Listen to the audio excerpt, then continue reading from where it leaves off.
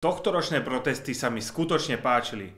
Konečne si ľudia mohli vyjadriť svoj názor slobodne a nikto na nich neposlal vodné delá ako v roku 2020. Tento protest však bol o tom, že sa ľuďom posunula ich latka tolerancie. Pretože v roku 2022 neviditeľná ministerka kultúry Milanová odvolala toho istého človeka ako teraz ministerka Šimkovičová, avšak vtedy nikto na protesty nezvolal.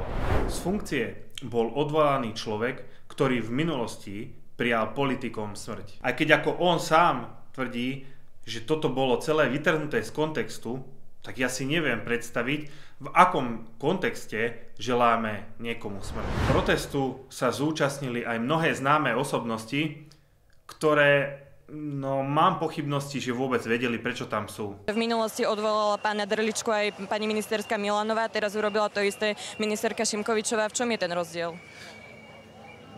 Tak rozdiel je tam samozrejme v istých konkrétnostiach, ktorým zase ja až tak možno dobre nerozumiem, lebo sú číselného charakteru. Som však veľmi rád, že sa protestu zúčastnil aj Branislav Gröling, ktorý si mohol tento protest naozaj v kľude užiť.